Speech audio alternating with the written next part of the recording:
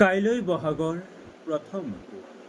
আজি অসমবাসীক শুভেচ্ছা জনাবলৈ গৈ মই থমকি ৰৈছোঁ। আচলতে এইটো এটা কবিতাৰ প্ৰথম শাৰী।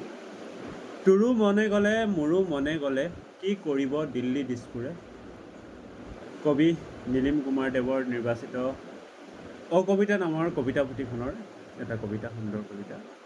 আশা কৰিম কবিতাটো শুনি আপোনালোকে ভালেই পাব। কবিতাটো আৰম্ভ কৰোঁ।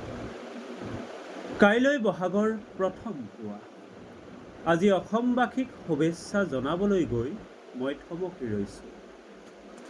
উগুল থুগুল মোৰ মন, দুচিন্তাৰ ডাৱৰে আৱৰি ধৰিছে মোৰ বিহু আবুকু। শুভেচ্ছা কেনেকৈ জনাওঁ হে অসমবাসী, কেনেকৈ জনাওঁ শুভেচ্ছা ৫০ লাখ হিন্দু বাংলাদেশী। ৰোধ কৰিব নোৱাৰিলে আছেনে আমাৰ অধিকাৰ বিহু পতাৰ। সংখ্যালঘু হোৱাৰ পৰা যদি বচাব নোৱাৰোঁ আমি, আমাক বিহু পতাৰ অধিকাৰ থাকিবনে আমাৰ।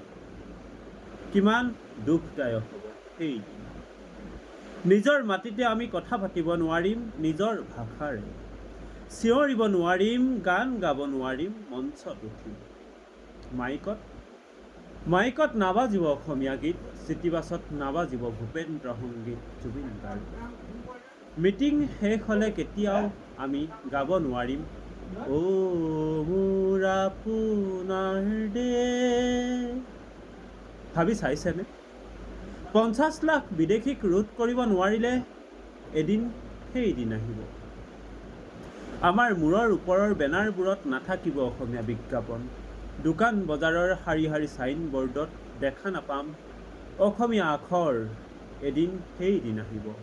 দলিয়াই পেলোৱা হ'ব ঢোল পেঁপা গগনাৰ সুৰধ্বনি, ছিঙি পেলোৱা হ'ব বিহুৱতী নাচনীৰ খোপাৰ কপৌ ফুল। তেতিয়াও কুলি কেতেকীৰ মাতত বহাগ আহিব, গছে সলাব পাত বহাগ আহিব, বহাগ আহিব।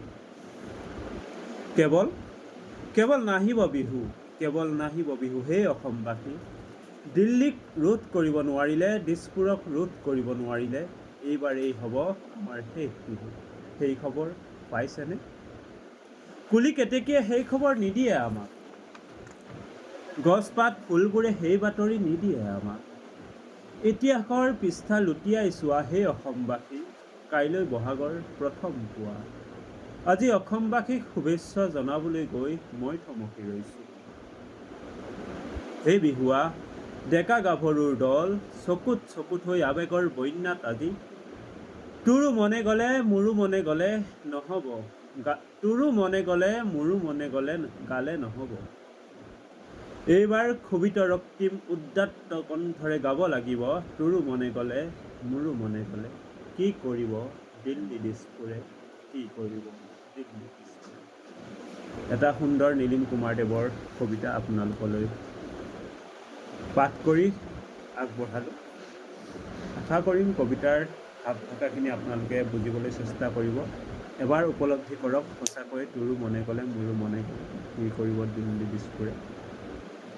বৰ্তমান সময়ৰ পৰিপ্ৰেক্ষিতত কি চলি আছে সেয়া নিজে অনুধাৱন কৰক। এটা সুস্থ পৰিৱেশ সৃষ্টি কৰিবলৈ হ'লে আমি নিজে সতৰ্ক হ'ব লাগিব। সেই অসমবাসী আমি সকলোৱে সতৰ্ক হ'ব লাগিব। গতিকে আজি এটা সুন্দৰ কবিতা আপোনালোকলৈ আগবঢ়াই দিলোঁ। আশা কৰিম কবিতাটো চাই ভাল পাব, শুনি ভাল পাব, লগতে মোৰ চেনেলটো ফ'ল' কৰিব।